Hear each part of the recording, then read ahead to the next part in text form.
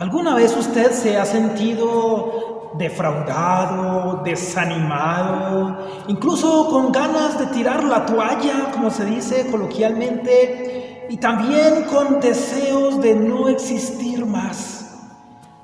Y pensamos a veces que sería muy bueno que la tierra se abriera y nos tragara. Quisiéramos salir huyendo de los problemas.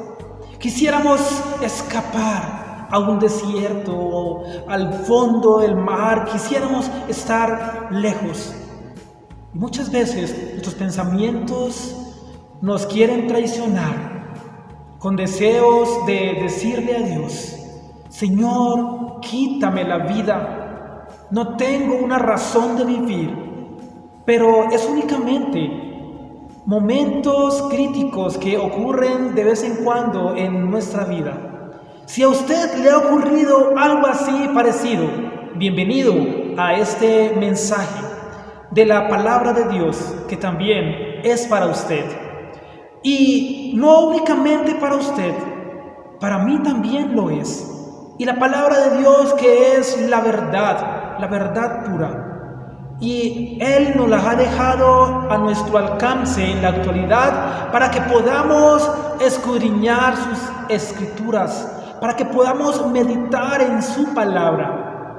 Y eso que le acabo de exponer, esta pequeña experiencia que han vivido muchas personas, por no decir que todas, yo también alguna vez deseé no haber nacido, porque tenía en mi vida, estaba ocurriendo una etapa muy angustiosa. Tenía tristeza en mi corazón por cualquier circunstancia que había ocurrido. Y quizá usted también esté afrontando en estos momentos diversos problemas, pero eso es normal en un ser humano, que se sienta defraudado por lo que hace, incluso por lo que piensa, por lo que ha dicho, y se sienta arrepentido de esas cosas y quiera decir: trágame tierra. Y el título de este tema en esta ocasión es así mismo: trágame tierra. En la palabra de Dios hay varios hombres que también desearon no haber nacido. Incluso algunos de ellos dijeron: Señor, quítame la vida, porque mejor me es la muerte que la vida. Quítame la vida. Nunca pensaron quizá en suicidarse. Eso no es un buen camino. Y si alguna vez ese pensamiento cruza por su mente, inmediatamente deseche ese pensamiento. No tiene sentido. Las cosas se compondrán, todo irá de mejor en mejor. Para siempre no vivirá usted en el error, en su fracaso, en la desgracia. Para siempre no lo hará así. Pero miremos un ejemplo en la palabra de Dios de uno de esos hombres que alguna vez quiso decirle a Dios, o le dijo a Dios: Señor, quítame la vida. Voy a tomar como referencia al profeta Elías. Allí en el capítulo 19 del primer libro de Reyes. Este hombre era un gran profeta de Dios. Incluso desde el capítulo 17 comenzamos a mirar la vida del profeta Elías, cuando entra a la presencia del rey Acab y le dice a este malvado rey que no va a llover en la tierra, ni tampoco habrá rocíos sobre la tierra, a no ser por mi palabra. Así lo dijo él, con tanta valentía y respaldado por el Dios Todopoderoso. Entra de esta manera delante de la presencia de aquel rey malvado. Inmediatamente Dios le dice a Elías: Elías, ve al arroyo de Querit y ubícate allí un buen tiempo, y yo te enviaré comida por medio de unos cuervos, y beberás agua del arroyo.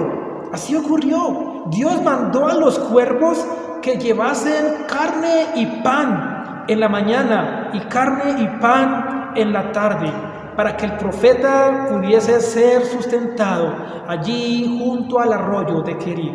Maravilloso Dios el de Elías. Y qué profeta, qué hombre de fe, recibir esa comida de unas aves carroñeras. Pero estas aves habían sido enviadas por Dios. Dios le dio orden a los cuervos que le llevasen alimento al profeta Elías. Y Elías pudo disfrutar de la providencia de Dios, de su provisión. ¡Qué gran Dios el de Elías! Y continúa la historia o el relato bíblico de este gran profeta de Dios. Después el arroyo se secó, pues no había llovido en varios meses. Y Dios le dice a Elías: Elías, ve a Sarepta, allí a Sidón, y allí encontrarás una viuda. Ve, porque yo he mandado para que la viuda te alimente.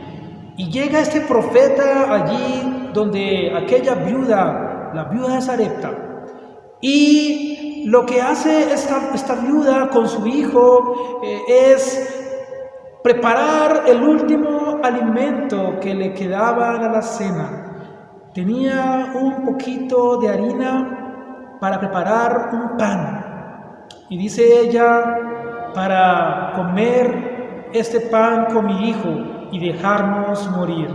Pero el profeta Elías llega allí enviado por Dios, y Dios hace milagro allí en este hogar. Incluso el hijo unas semanas después muere, y Elías ora a Dios con ferviente fe, y Dios resucita al hijo de esta viuda. Maravilloso Dios el de Elías. Después de allí le dice Dios a Elías que salga de Sarepta y vaya a encontrarse con Acab, pues ya han pasado 3 años que no ha llovido en la tierra. Y Elías se va en busca del rey Acab y lo encuentra. La acusación del rey Acab para Elías fue: oiga, usted es el que asola a Israel. Por su culpa no ha llovido en nuestra tierra ya durante 3 años.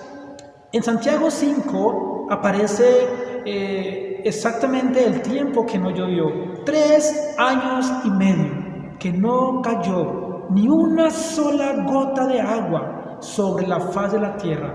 Y tampoco el rocío llegó para refrescar la hierba de la tierra. Total sequedad, porque una vez, o más bien 3 años atrás, Elías irrumpió en la casa real y delante del rey malvado Acab dijo: no lloverá a no ser por mi palabra. Pues ha llegado el momento. Dios le dice a Elías: Elías, ve al encuentro de Acab para que hagas llover sobre la tierra. Y Elías se encuentra con este rey malvado y el rey lo acusa que por causa de Elías no había llovido. Pero no era por causa de Elías, era por el pecado de este rey. La idolatría hizo que Dios se enojara con este rey y contra el pueblo de Israel. Pero Elías le dice al rey Acab que reúna a los profetas de Baal y los lleve al monte Carmelo hasta la cima. Y allí Dios, por medio de Elías, hace otro gran milagro. Elías ora a Dios, clama a Dios con ferviente fe, y desciende fuego del cielo que consume el holocausto en aquella ocasión. Incluso seca el agua que rodeaba este holocausto.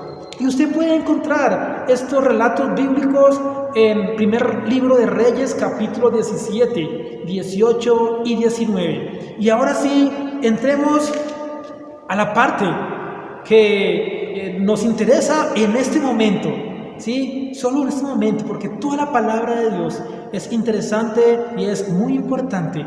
Pero para el tema de hoy, he escogido el capítulo 19 de Primera de Reyes. Y voy a leer el capítulo 19, versículo 1. Dice: Acab dio a Jezabel la nueva de todo lo que Elías se había hecho y de cómo había matado a espada a todos los profetas. Entonces les estaba contando que Elías le dice a Acab que reúna en la cima del monte Carmelo a todos los profetas de Baal y a los profetas de Acera, ídolos que el pueblo de Israel habían tomado para sí y habían desplazado a Dios, el Dios eterno, el poderoso Dios, de su lugar.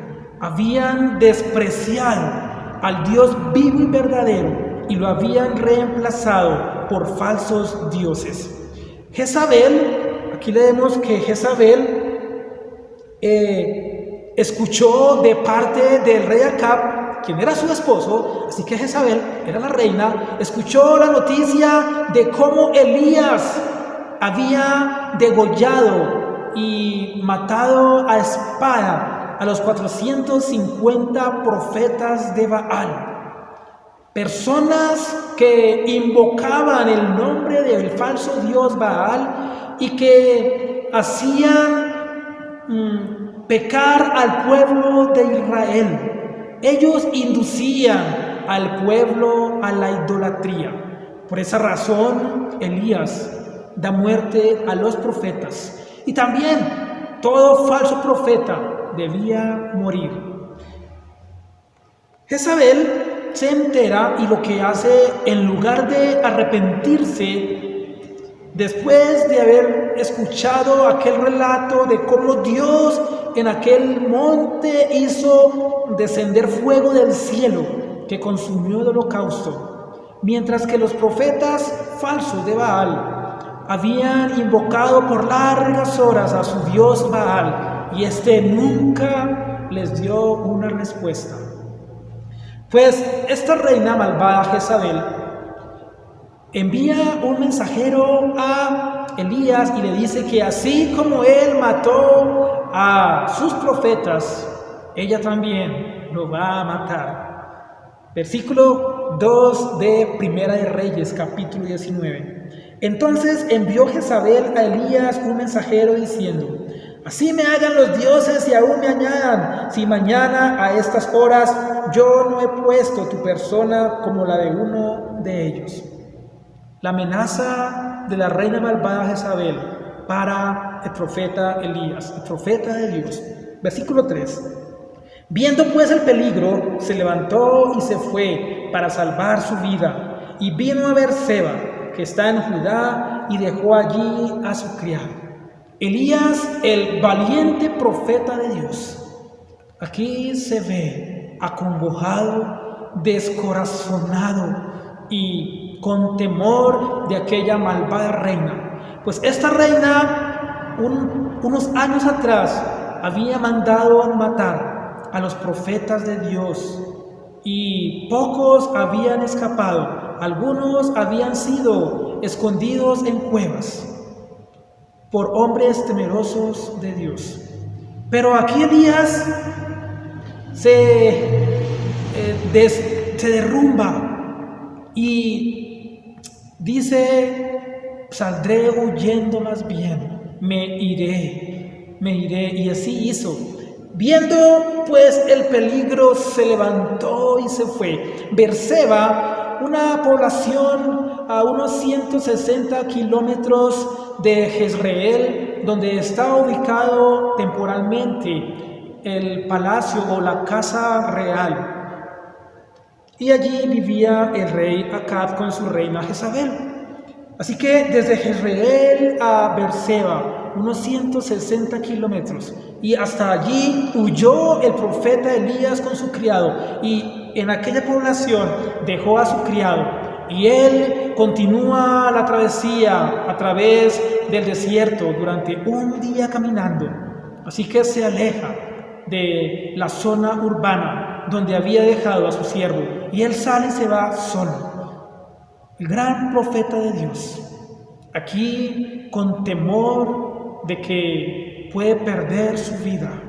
Claro, la reina Jezabel había matado a más de un profeta de Dios. Así que aquí el profeta Elías sale huyendo y se encuentra solo en el desierto. Y en el versículo 4 de 1 de Reyes 19 dice: y él se fue por el desierto un día de camino, y vino y se sentó debajo de un enebro, y deseando morirse, dijo: basta ya, oh Jehová, quítame la vida, pues no soy yo mejor que mis padres. Basta ya, Jehová, quítame la vida. En el desierto ubica un arbusto y se sienta debajo de este árbol, acongojado, descorazonado, triste, al ver que su lucha había sido en vano. Había sacrificado 450 profetas y la reina Jezabel no cambió su corazón. Antes endureció su corazón y la cogió contra el profeta de Dios. Y aquí le vemos: Dios, Señor, quítame la vida. Mejor quiero morirme. ¿Para qué seguir viviendo? Sin embargo, miremos lo que Dios hace con este siervo suyo. Versículo 5 de 1 de Reyes 19. Y echándose debajo del enebro se quedó dormido, y aquí luego un ángel le tocó y le dijo: levántate, come. Entonces él miró, y he aquí a su cabecera una torta cocida sobre las ascuas y una vasija de agua, y comió y bebió y volvió a dormirse. Dios envía un ángel para que le cocine una torta ahí en las brasas, para que el profeta de Dios coma, pues no había comido por buen tiempo. Así que Dios tiene misericordia de este hombre. Todo lo que le ha ocurrido a Elías, su travesía desde Jezreel a Beerseba, y desde Beerseba hasta ese punto en el desierto donde se encontraba, Dios lo estaba observando. Dios no lo había dejado solo. Dios sabía la ubicación de Elías y lo ve sentado, incluso lo ve dormido allí debajo de este arbusto. Y el ángel llega y le toca y le dice: Elías, come. Elías se levanta, come torta, bebe agua y otra vez se quedó dormido. ¿Cuántas veces nosotros hemos hecho lo mismo que Elías? Nos hemos sentido aburridos, desesperados, descorazonados. Hemos salido huyendo y nos encontramos en un desierto donde nosotros mismos en nuestras fuerzas hemos llegado allí. Y Dios en su misericordia, en su gran amor, viene a nosotros y nos dice: fulano de tal, levántate, come. Y comemos, somos alimentados por un instante, pero nos da igual porque es tal la angustia que nos invita esta angustia nuevamente a quedarnos dormidos. Pero Dios no se rinde con el profeta Elías. Versículo 7. Y volviendo el ángel de Jehová la segunda vez lo tocó, diciendo: levántate y come, porque largo camino te falta o te resta. La segunda vez, el ángel de Jehová viene ahora y lo tocó a Elías. ¿Ha sentido usted el toque del Señor? Yo sí lo he sentido, más de una vez. Cuando me he sentido así como Elías, angustiado y mis fuerzas flaquean, y Dios viene a mi encuentro. Manda un ángel, viene un hermano, viene una hermana, una llamada, o por las redes sociales un texto de la palabra de Dios. Algo ocurre. Incluso usa a veces a mi esposa o a mis hijos, y con eso Él me toca. Y qué bueno es ser tocado por el Señor. Qué bueno es ser tocado por nuestro Dios. Y es aquí donde la voz del ángel de Jehová le dice a Elías después de tocarlo: levántate y come, porque el largo camino te resta. Versículo 8: se levantó pues y comió y bebió, fortalecido con aquella comida, caminó 40 días y 40 noches hasta Horeb, el monte de Dios. Y es allí donde Elías recobra fuerzas y puede levantarse después del toque del Señor. Se levanta, retoma fuerzas y continúa su camino. Maravilloso es Dios. Maravilloso el Señor, Dios eterno, el Dios de Elías. Es maravilloso. Con una sola torta alimentó a Elías una sola vez allí, con una torta y con agua, y él tomó fuerzas para poder caminar durante 40 días. Con aquella comida caminó 40 días. Eso es otro milagro. Elías experimenta de nuevo la protección de Dios, la providencia de Dios. Elías puede disfrutar nuevamente de la compañía de Dios. Ese es el Dios eterno, el único y verdadero Dios, el soberano Dios. No importa cuánto hayamos caído, no importa nuestras tristezas, nuestras angustias, si hemos llegado a decir: Dios, quítame la vida, si hemos exclamado más de una vez: trágame tierra, no importa, hay la oportunidad que nos brinda Dios para reponernos. Y aquí Elías tuvo su oportunidad para reponerse. Dios le toca, Dios va a su encuentro, Dios no le había abandonado. Así que Elías es alimentado por Dios y se cumple la palabra de Dios allí en Isaías, que Él multiplica las fuerzas al que no tiene ningunas. Un versículo muy conocido, Isaías capítulo 40, versículo 29. Él, hablando de Jehová, Dios eterno, Él da esfuerzo al cansado y multiplica las fuerzas al que no tiene ningunas. Los muchachos se fatigan y se cansan, los jóvenes flaquean y caen, pero los que esperan a Jehová tendrán nuevas fuerzas.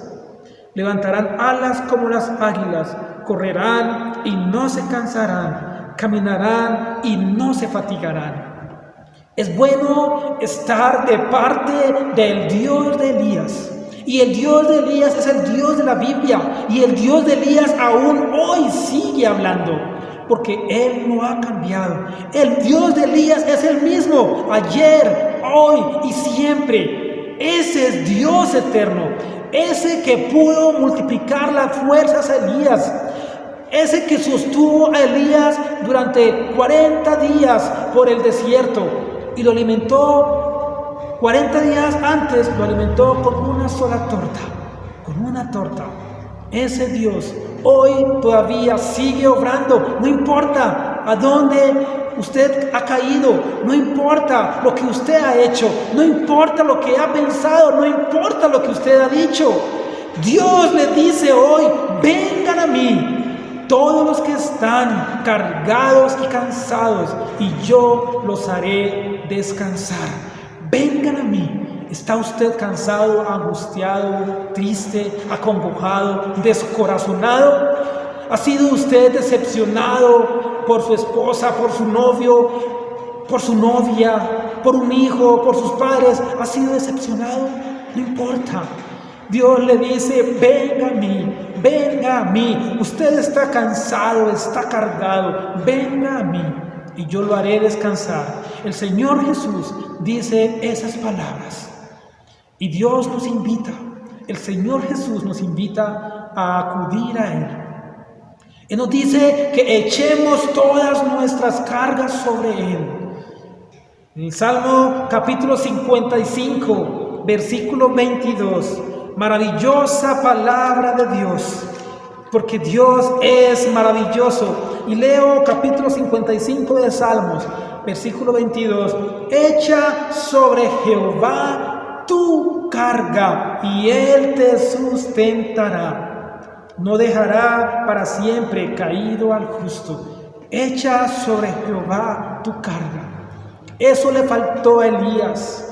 Tan pronto escuchó el mensajero de Jezabel que le decía que le iba a matar, él tenía que haber echado inmediatamente sobre Jehová sus cargas. Haberle dicho: oh Señor, mira, ahora Jezabel me quiere matar, pero tú eres mi Dios. Te alabo, Dios. Te alabo, Señor, te alabo, te adoro. Pero él no lo hizo. Pero nosotros hoy vemos el ejemplo de Elías. Y podemos, tan pronto vengan a nuestra mente esos deseos de no querer vivir más, podemos clamar a nuestro Dios, acudir a Él, clamar al Señor Jesús y decirle: Dios, Señor Jesús, toma mis cargas, son demasiado pesadas para mí. Otro texto en el Nuevo Testamento, Primera de Pedro.